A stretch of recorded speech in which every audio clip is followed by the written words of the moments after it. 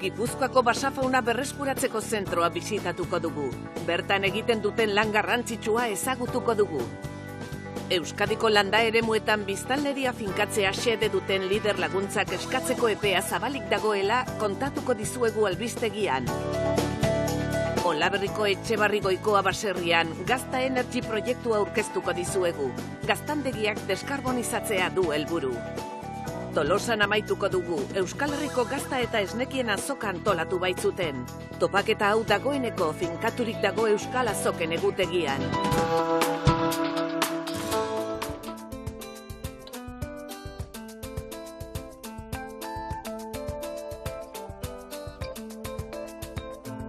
Basabizi Gipuzkoako basafauna berreskuratzeko zentroa da eta Gipuzkoako Foru Aldundiak urnietan dituen instalazioetan dago.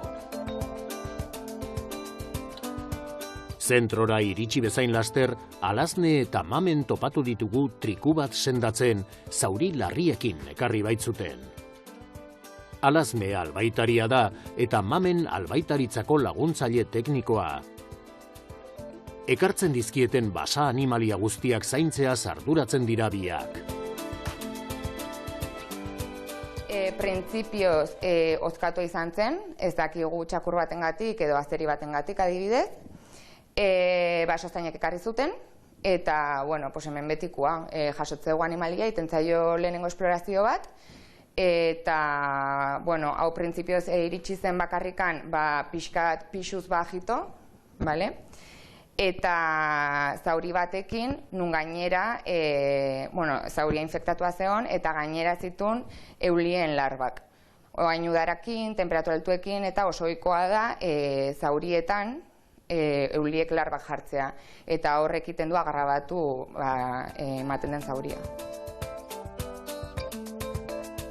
Sendaketa amaitu ondoren eta oraindik lo dagoela, ondoko box batera eraman dute. Hain trikua indeguna izan da lokartu zauria garbitzeko, eta baina idasiestatik esnatzen, eta bere etxera doa bain, guk hemen prestatua diogun etxea. Triku honen kasuan, zauri bat izan da, pasako ditu totalean igual, 3-4 aste, kasi egunero, egunetik behin, kurak egiten. Orduan, gero, honek ingo du, eukiko du trantsizio txiki bat, nun askatuko dugun gure instalazioetan daudela al aire libre, eta horrela jungo da adaptatzen pixkanaka euria itea, hotza itea, berua, eta gero azkenean egiten dugu hemen askatu. Hemen instalazioak ditugu mendian, eta honek eskaintzen digu hemen atera alizatea. Aitor Lekuona, Gipuzkoako Foru Aldundiko fauna eta flora zerbitzuko teknikaria da. Foru Aldundia arduratzen baita basafauna berreskuratzeko zentroa kudeatzeaz. Zentroak iazko martxoan zabaldu zituen ateak. Aitorrek zentroa aurkeztu digu.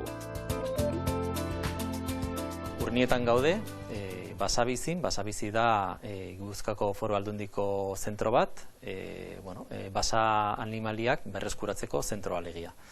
Hemen etortzen da zaurituta edo gaixorik dagoen animaliak, bai hegaztiak, bai ugaztunak, eta sendatu ondoren ahalik eta lasterren saiatzen gira berriz ere askatzen.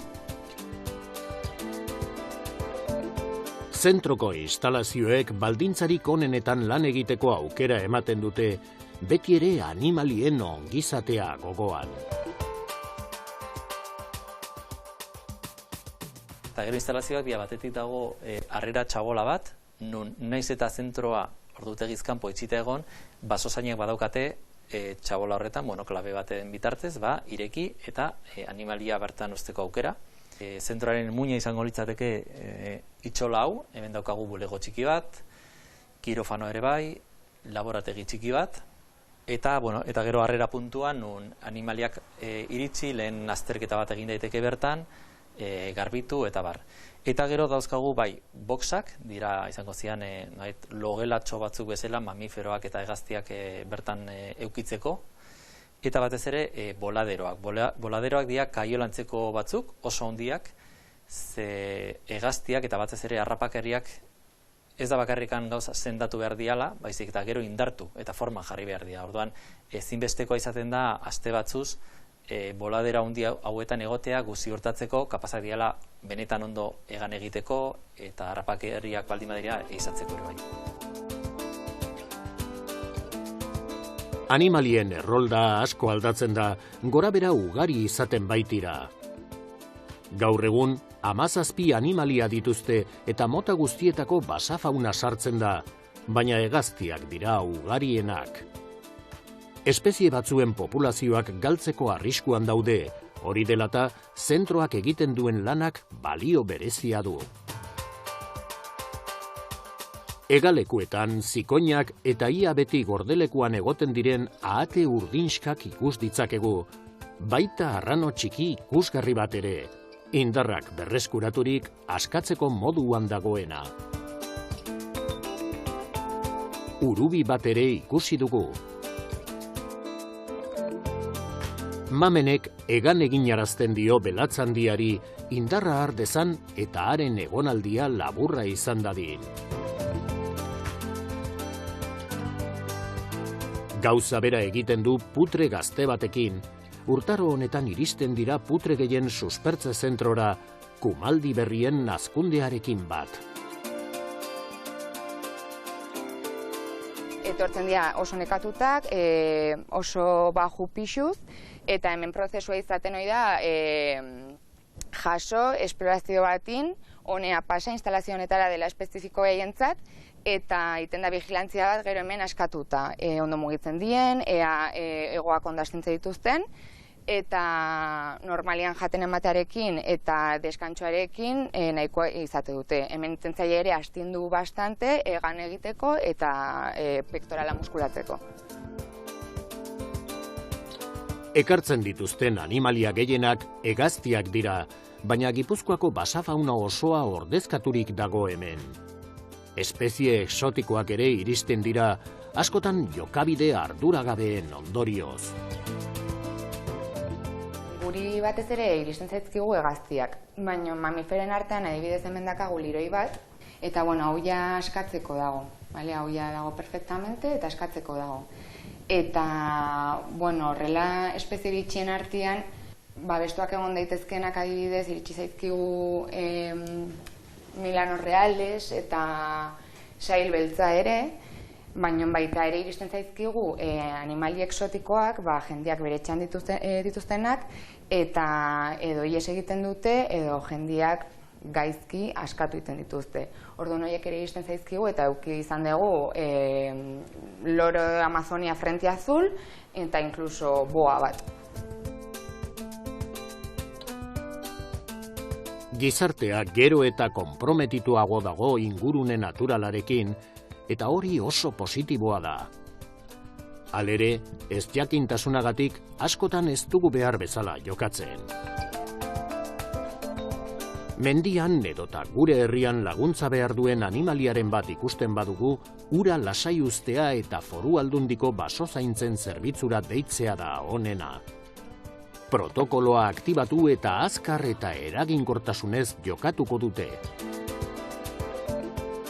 Garrantzitsua da azpimarratzea zentro hau ez dela ez zoologiko bat, ez jendaurrean irekita dagoen zentro bat. Berez da animali basatiak berreskuratzeko zentroa. Hortaz, ez luke zentzurik hemen jendea pasatzea, ze animaliek, hemen sartzen dian animaliek daukaten izaera basati hori mantendu nahi dugu eta beharrezkoa da mantentzea. Hortaz, gure helburua da jendea nolabait jendearekin ez ohitutzea batetik, eta bestetik aldala epe motzean egotea hemen, ez ohitutzeko jendeari.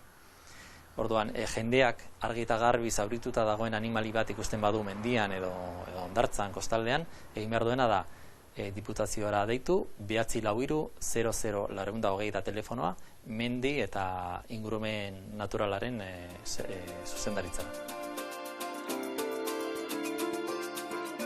Zentroaren helburua animalia zaurituak azkar sendatu eta berehala dagokien habitatean askatzea da, gizakiaren presentziara edota leku itxi batean eroso bizitzera ohitu ez daitezen. Alaznek txantxangorri bat askatu du, sendaturik dagota. Mendakago txantxangorri bat, oaintxa eskatzeko, iritsi zen duela pare bat egun kristal baten kontra jozelako, eta guretzako izugarria da, bi egun pasa eta perfecto askatu alizatia.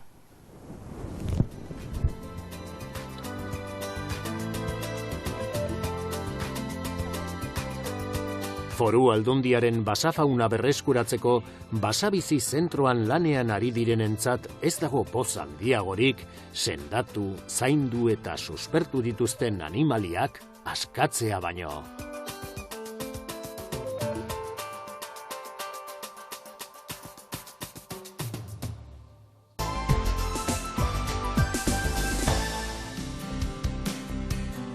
Euskadiko landa eremuen garapen ekonomikoa bultzatu nahian, lider laguntzak eskatzeko epea zabaldu du Median tokiko ekintza taldeak. Gure herrian lider eremuaren barruan dauden udalerrietako ekonomia sustatzea, garatzea eta dibertsifikatzea da aipatutako diru laguntzen helburua. Ekintzailetzarako eta barne ekintzailetzarako neurriak, nekazaritzakoak ez diren enpresetan inbertsioak egiteko laguntzak, besteren konturako kontratazioak eta espazioak gaitzeko neurriak dira ildo nagusiak. Median tokiko ekintza taldea da lider laguntzak kudeatzen dituen erakundea, eta 20 urtetik gora darama laguntza hoiek kudeatzen, landa eremuetako biztanleriari eusteko.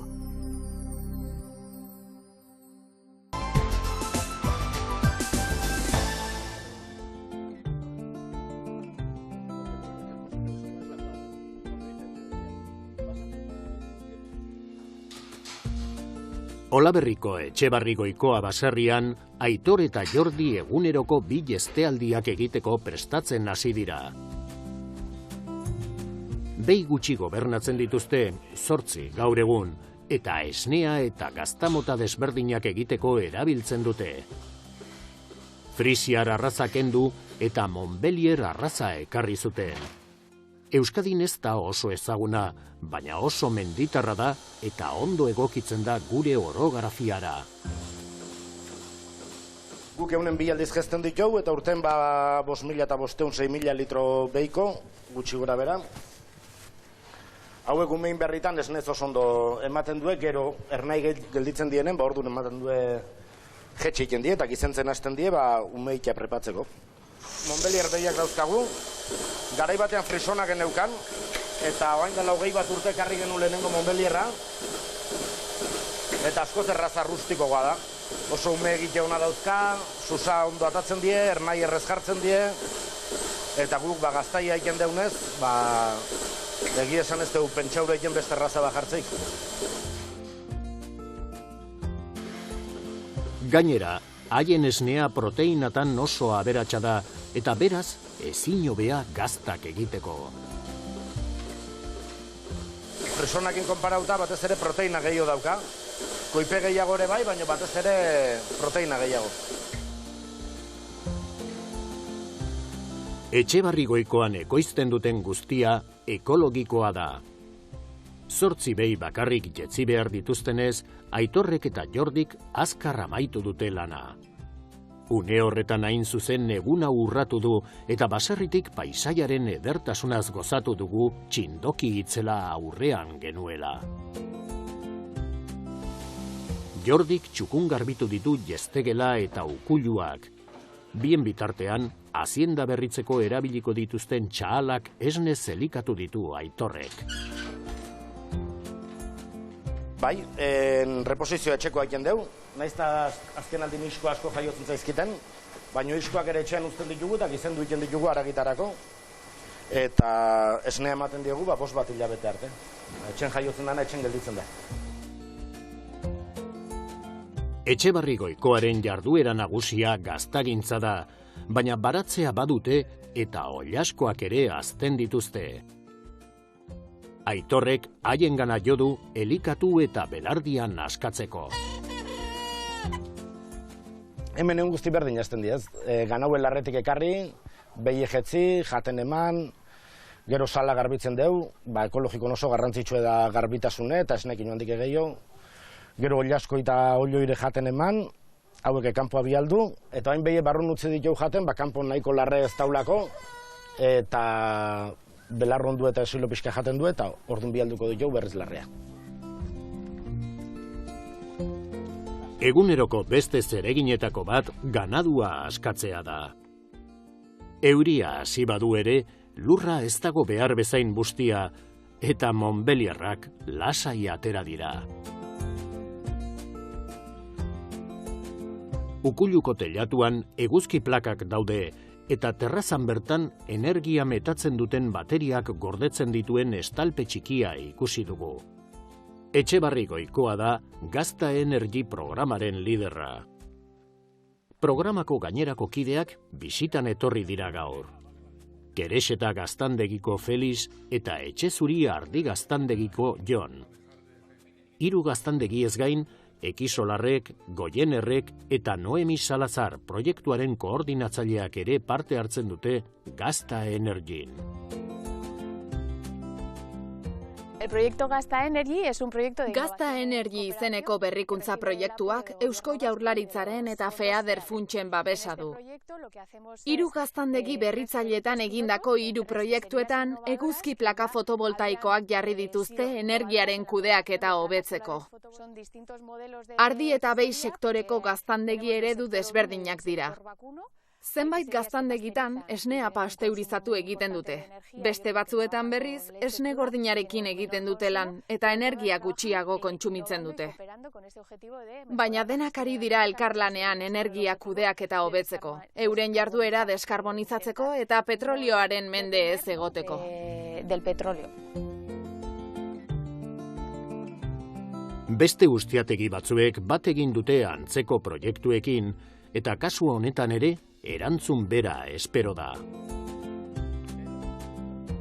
En el proyecto anterior, cuando ya colocan las placas... Aurreko proiektuan, eguzki plakak jarri zituztenean, gaztandegi askok interesa erakutsi zuten gaztandegietako energia kudeaketari buruz. Hobekuntza honekin lortu diren emaitzak onak dira. Hori dela eta gaztandegi berritzaile gehiago animatuko dira instalazioak hobetzera. A ser innovadoras, pues mejoren su instalación. Eguzki plakak ikusi ondoren, Aitorrek baterien gunea erakutsi eta zertan diren azaldu die bazkideei. Guk eguzki plakak dauzkagu, eta orduan horko energie, batez ere, autokontsumora dijo biderauta, momentun gastatzen nahi dana, eta gure kasuan, gure aukera izan da, biltegi bezala almazenatzeko bateria jartzea. Horrek albideratzen diu, gau ez egiten ditugun gauzak, bai behi ejetzi, o esnea pasterizatu, dala gure kasun energi gehiena konsumitzen dona, baterietako indarrakin eitea. Behin autokonsumoa eginda dagoenean eta bateria beteta daunen, proiektu honekin iten nahi gana da pixkat, gure energi generazioa eta energi konsumoa bateratzea. Tordun iten ditugu, egunero martxan jarri barraren ez dauden beste makina batzuk automatikoki martxan jarri. Badibidez, lehenengo ura berotzeko termoa jartzen da martxan eta ura berotzen do, eta gero, azten da, estedentea baldin badago, batidora martxan jartzen da, eta simaurre separatzeko makina martxan jartzen da, eta horrela, automatismo horiekin lortzen deuna da, sortzen nahi gan energioi aldan guztie etxen bertan aprobetxatzen. Ekipo osoa ondo dabilela eta datuak behar bezala ematen dituela egiaztatu dute Ignaziok eta Hirtek. Ekisolar es una ingeniería... Ekisolar ingenieritza enpresa 2006an sortu zen. Eguzki instalazio fotovoltaikoak egiten ditugu autokontsumorako. Energia sortzeko sistemak instalatzeaz gain, energia hori ahalik eta ondoen aprobetxatzen ere saiatzen gara. Hau da, aparatuak jartzen ditugu. Eta ahalik eta etekinik handiena ateratzeko monitorizazio bat egiten dugu.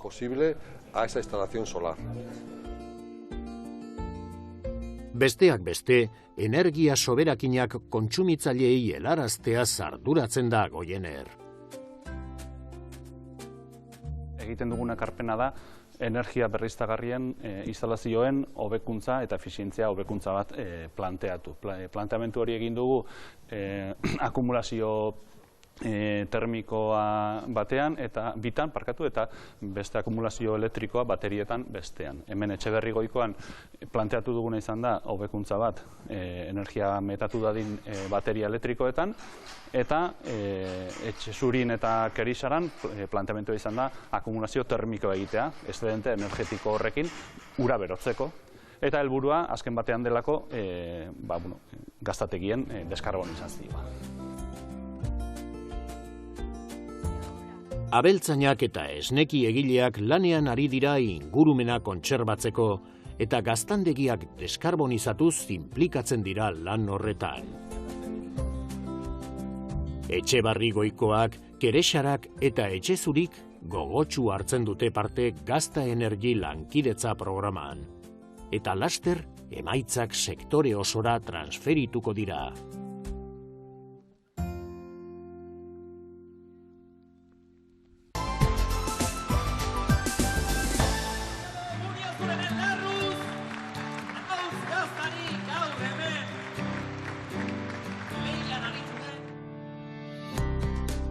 Joan den ostiralean eta larunbatean, esneki, Euskal Herriko gazta eta esnekien azoka antolatu zuten bigarrenik Tolosan.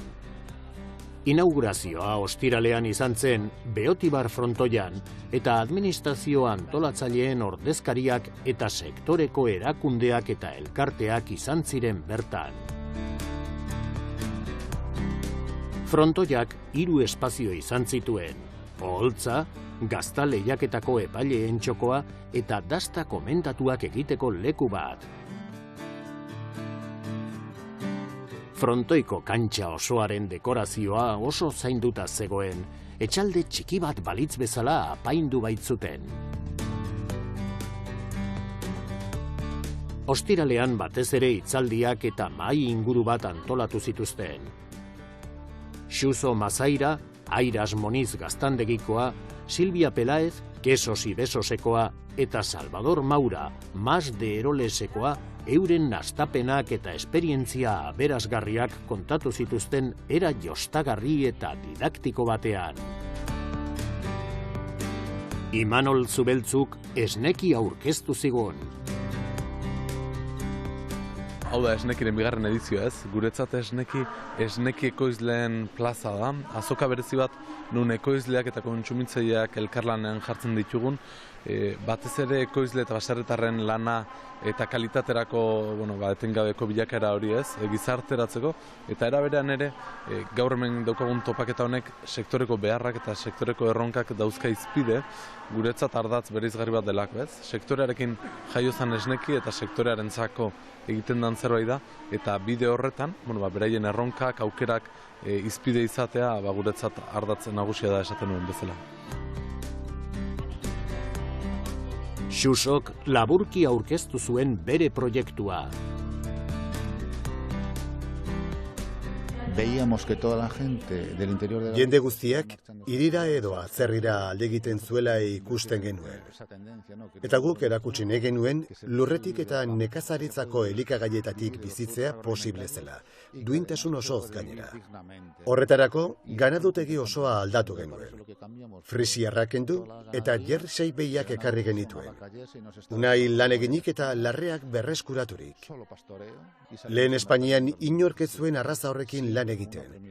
Eredua aldatzeko 6 urte behar izan genituen. 2011-tik 2016-ra eta 2017an atera ginen merkatura. Oso garbi genuen geure premisa. Ganadua ahalik eta ondoen elikatzea, silorik eta pentsurik erabili gabe.